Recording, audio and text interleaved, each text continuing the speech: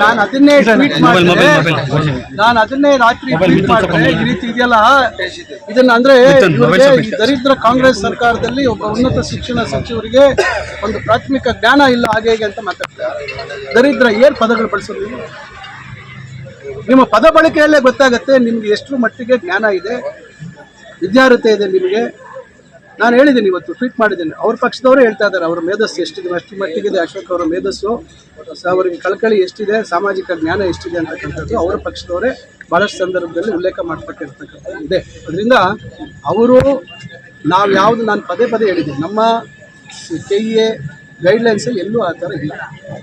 ಆದರೆ ನೀವು railway recruitment ಇದರಲ್ಲಿ ಅಡ್ಮಿಷನ್ ಟಿಕೆಟಲ್ಲಿ ನಮಗೆ ಕಾಪಿ ಇದೆ, ಸ್ಪಷ್ಟವಾಗಿ ಬರ್ತಿದ್ದೀರ.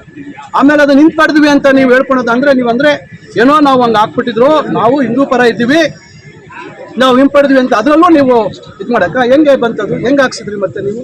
ಹಂಗಾರೆ ನರೇಂದ್ರ ಮೋದಿ ಅವ್ರು ಹಾಕ್ಸಿದ್ದು ಹೇಳಿ. ಇವತ್ತು ಸಿದ್ದರಾಮಯ್ಯನವ್ರ ಬೆಲೆ ನೀವು ಹೇಳ್ತಿರಲ್ಲ, ಹಂಗಾರೆ ನರೇಂದ್ರ ಮೋದಿ ಅವ್ರು ಹಾಕ್ಸಿದ್ರ ಮಾಂಗಲ್ಯ ತೆಗಿಸಿ ಅಂತೇಳಿ? ಯಾರು ಆ ಮಟ್ಟಕ್ಕೆ ನಾವು ಹೇಳಲಿಕ್ಕಾಗುತ್ತಾ? ಆ ಕೀಳು ಅಭಿರುಚಿಯ ರಾಜಕಾರಣ ನಾವು ಮಾಡಬೇಕಾ?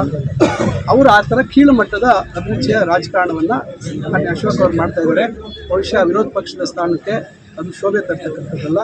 ಇನ್ನಾದರೂ ಸ್ವಲ್ಪ ವಾಸ್ತವಿಕ ವಿಚಾರಗಳನ್ನು ಜನರ ಮುಂದೆ ಹೇಳುವಂಥದ್ದು ಮಾಡಿ. ಇಷ್ಟು ಅಧಿಕಾರದ ದಾಹ ಇಷ್ಟು ಆಗಬಾರ್ದು, ಇಷ್ಟು ದಾಹ ಇರಬಾರ್ದು. ಪ್ರಜಾಪ್ರಭುತ್ವದ ವ್ಯವಸ್ಥೆಯಲ್ಲಿ ಇವತ್ತು ನಮ್ಗೆ ಅಧಿಕಾರ ಕೊಡ್ತಾರೆ, ನಾವು ಇನ್ನೊಬ್ಬರು ಕೊಡ್ತಾರೆ, ಮತ್ತೊಬ್ಬರು ಕೊಡ್ತಾರೆ. ಯಾರೂ ಶಾಶ್ವತ ಅಲ್ಲ ಈ ಭೂಮಿ ಮೇಲೆ. ಎಲ್ಲರೂ ಇವತ್ತು ನಮ್ಮದೇ ಆದಂಥ ಏನೋ ಅದೃಷ್ಟ ಅಥವಾ ಜವಾಬ್ದಾರಿಯನ್ನು ಜನ ಕೊಡ್ತಾರೆ. ಅದರಿಂದ ಅವನ್ನೆಲ್ಲ ಬಹುಶಃ ಅವ್ರು ಅರ್ಥ ಮಾಡ್ಕೊಳ್ತಾರೆ.